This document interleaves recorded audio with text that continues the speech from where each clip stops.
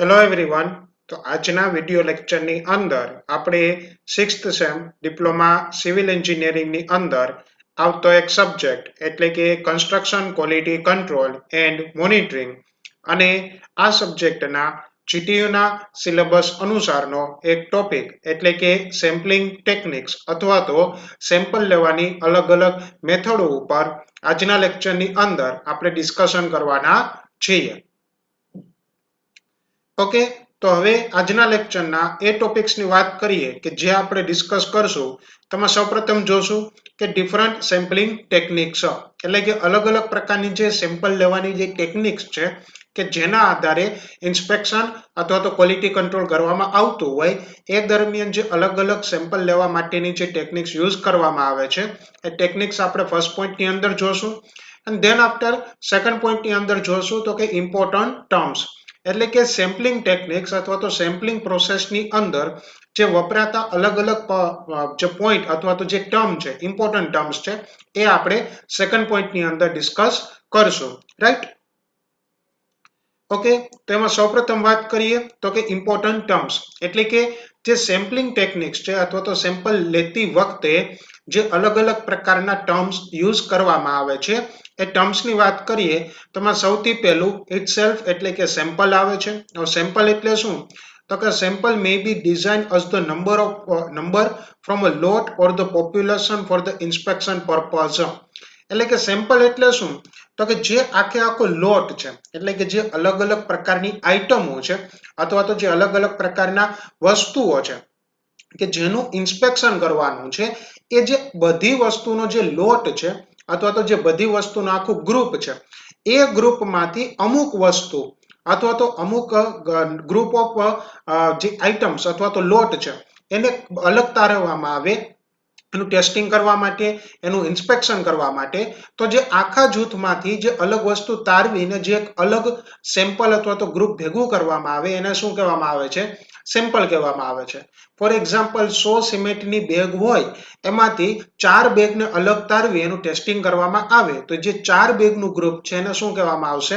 Sample કહેવામાં આવશે. ત્યાર પછી બીજું શું છે તો કે સેમ્પલ સાઇઝ. તો કે સેમ્પલ સાઇઝ શું છે?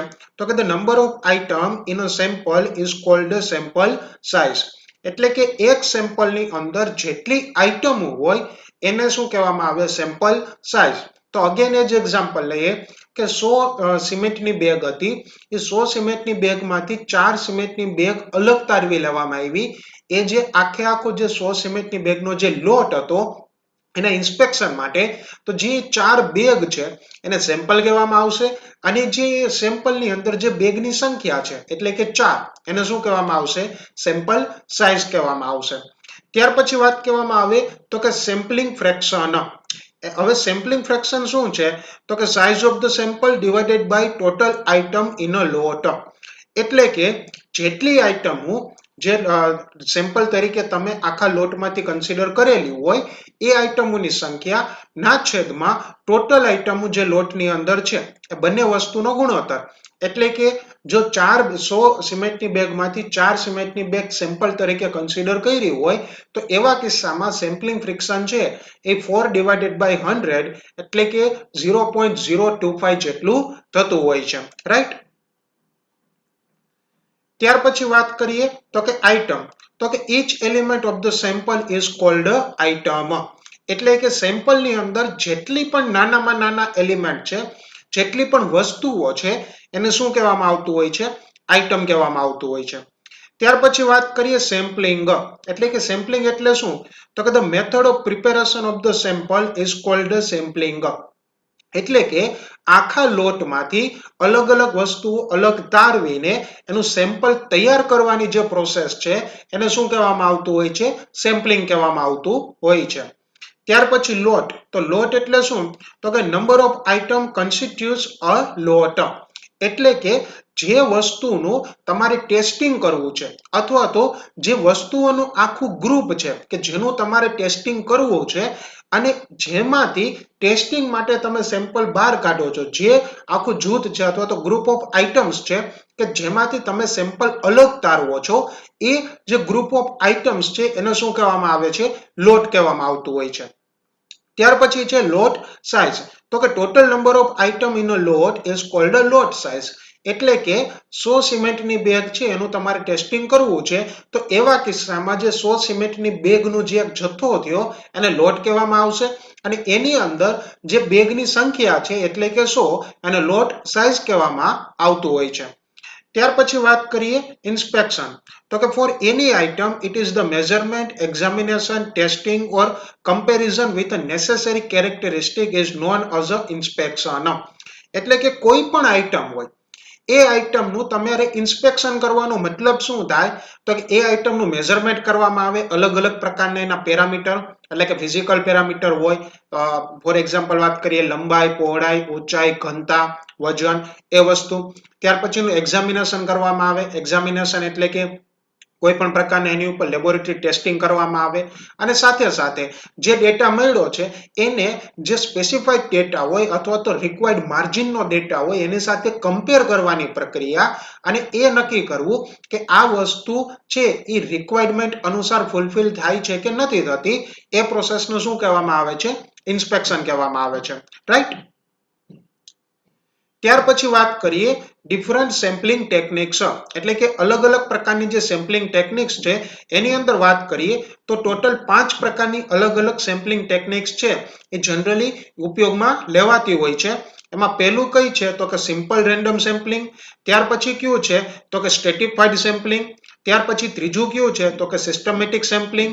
ત્યાર પછી ચોથું છે ક્લસ્ટર સેમ્પલિંગ, અને ત્યાર પછી પાંચમું છે ટુ સ્ટેજ સેમ્પલિંગ. તો હવે વારા ફરતી વારા આ પાંચે પાંચ જે આઇટમો છે અથવા તો જે પાંચે પાંચ સેમ્પલિંગ ટેકનિક્સ છે એની ઉપર આપણે ડિટેલમાં ડિસ્કશન કરશું. રાઈટ. તેમાં પહેલું કયું છે તો કે સિમ્પલ રેન્ડમ સેમ્પલિંગ. એટલે કે સિમ્પલ મેથડની અંદર વાત કરીએ તો આની અંદર શું કરવામાં આવે છે તો કે selecting a sample in a such a way that each item in a lot has an equal chance of being selected is called a simple random sampling. એટલે કે આખે આખા જે લોટ છે એમાંથી કોઈ પણ આઇટમોનું સિલેક્શન એ રીતે કરવું કે જેને કારણે બધી આઇટમો છે એને સરખો શું કહેવાય કે ચાન્સ મળે સિલેક્ટ થવાનો, કેમાં તો કે લોટમાં, અને ઇન્સ્પેક્ટ થવાનો. તો એ વસ્તુને શું કહેવામાં આવે છે, સિમ્પલ રેન્ડમ સેમ્પલિંગ કહેવામાં આવતું હોય છે.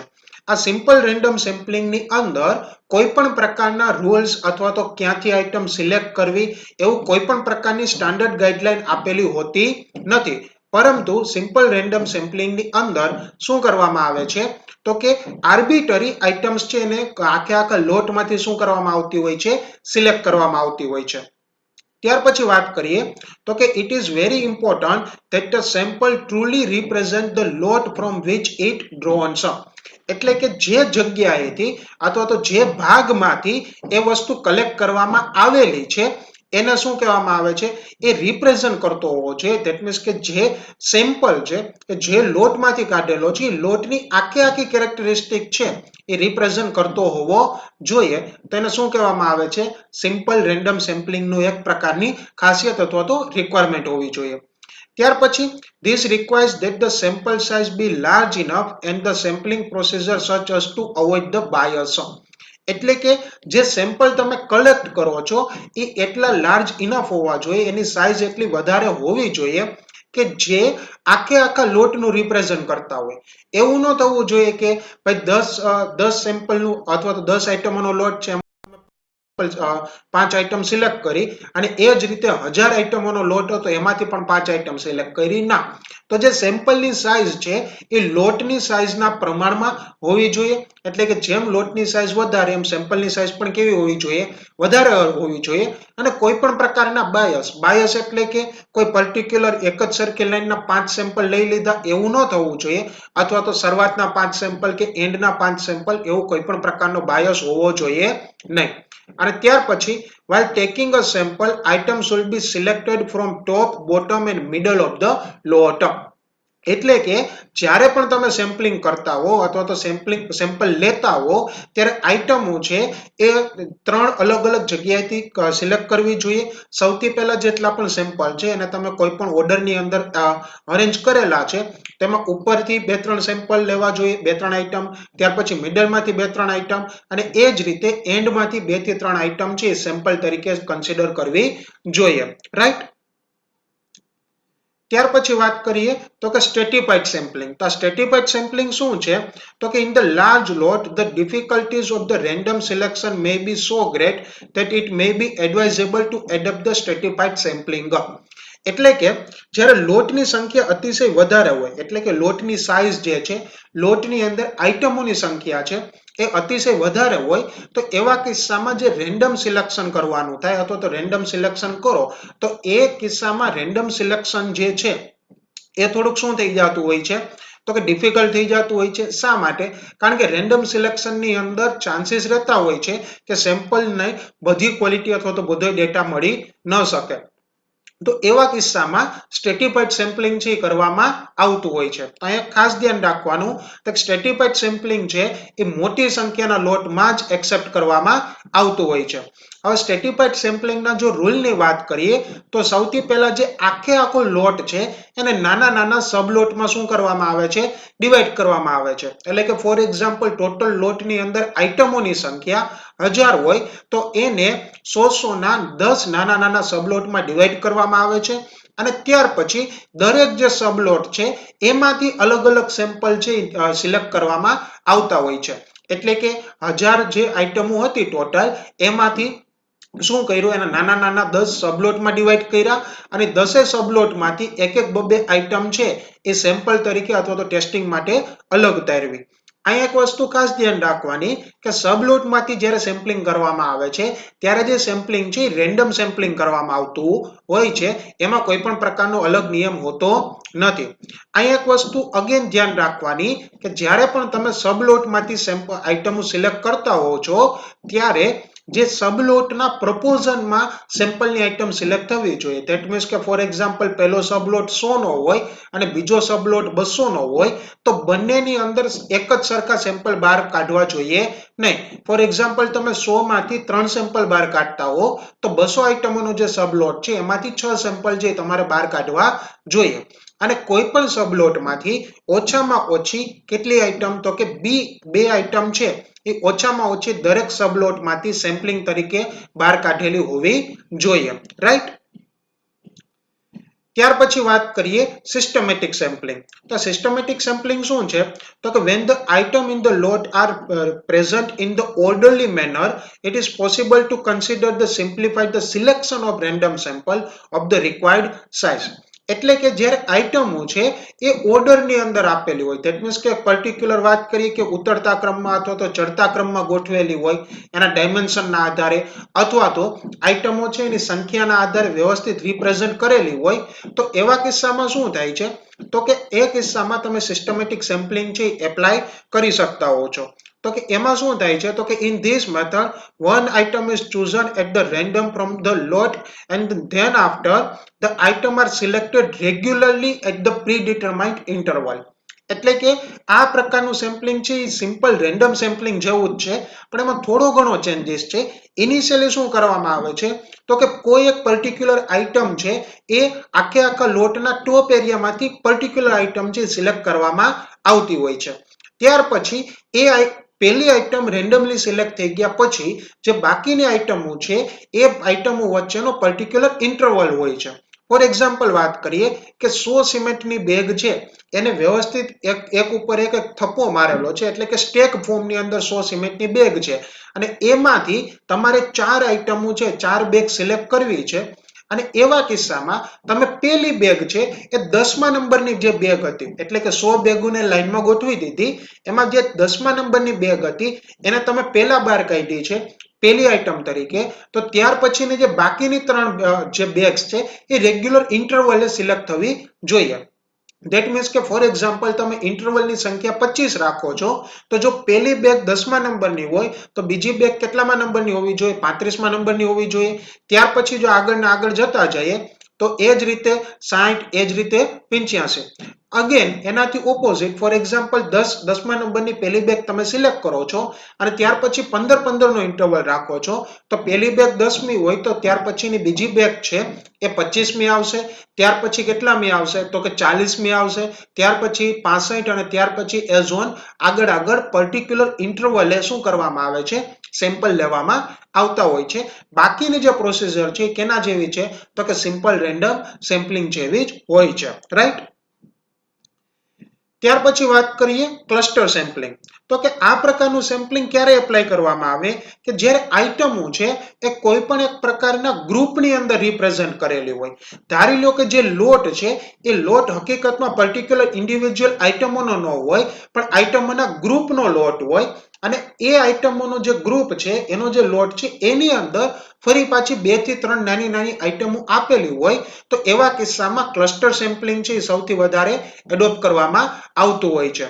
ફોર એક્ઝામ્પલ વાત કરીએ કે કોઈ મોબાઈલ છે, મોબાઈલના બોક્સની અંદર અલગ અલગ વસ્તુ હોય. મોબાઈલ ફોન પોતે હોય, મોબાઈલનું ચાર્જર હોય, ચાર્જિંગ કેબલ હોય, ધેન આફ્ટર જે આપણે વાત કરીએ કે હેડફોન્સ હોય અને બાકીના ડોક્યુમેન્ટેશન હોય.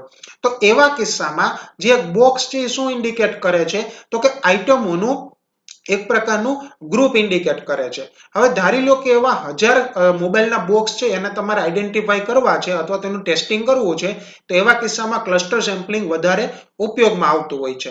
અધરવાઇઝ શું થશે કે તમારે પર્ટિક્યુલર બોક્સ છે એને ઓપન કરવા પડતા હોય છે અને ત્યાર પછી શું કરવા પડે છે પર્ટિક્યુલર બોક્સને ઓપન કરી અને એનું ટેસ્ટિંગ કરી ફરી પાછા એ બોક્સનું પેકિંગ કરવું પડતું હોય છે. તો એ વસ્તુ અટકાવવા માટે ક્લસ્ટર સેમ્પલિંગ છે કરવામાં આવતું હોય છે.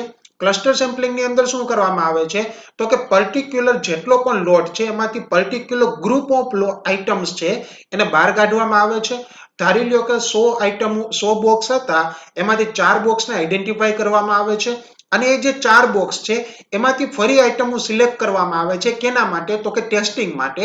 એટલે કે જે 4 બોક્સમાંથી ફોર એક્ઝામ્પલ દરેક બોક્સમાંથી એક એક આઇટમ સિલેક્ટ કરી અને ટોટલ જે 4 આઇટમો છે એનું સિલેક્શન કરી અને એનું ઇન્સ્પેક્શન અથવા તો ટેસ્ટિંગ કરવામાં આવતું હોય તો એવા જે સેમ્પલિંગ છે ને કેવું સેમ્પલિંગ કહેવાય ક્લસ્ટર સેમ્પલિંગ કહેવામાં આવતું હોય છે, રાઈટ. ત્યાર પછી વાત કરીએ તો કે ટુ સ્ટેજ સેમ્પલિંગ. તો કે ટુ સ્ટેજ સેમ્પલિંગ ક્યારે એપ્લાય થાય તો કે when the load submitted for the inspection consists a large number of packages. એટલે કે બહુ મોટી સંખ્યાના પેકેજ અથવા તો બોક્સ કન્સિડર કરતા હોય અને each consists the number of item, it may not do economical to select the few packages and inspect all the item in these packages. તો એવા કિસ્સામાં શું કરવામાં આવે છે તો કે પહેલા સ્ટેજની અંદર desired number of primary units છે એ શું કરવામાં આવે છે આઈડેન્ટિફાઈ કરવામાં આવે છે. એટલે કે જે આખો લોટ હતો એમાંથી રેન્ડમલી અલગ અલગ પ્રાઇમરી યુનિટ છે આઈડેન્ટિફાઈ કરવામાં આવતા હોય છે અને સેકન્ડ સ્ટેજની અંદર દરેક જે પ્રાઇમરી યુનિટ છે એમાંથી પર્ટિક્યુલર 2 કે 3 આઇટમો અથવા તો આખું પ્રાઇમરી યુનિટ છે એનું ઇન્સ્પેક્શન કરવામાં આવતું હોય છે, રાઈટ.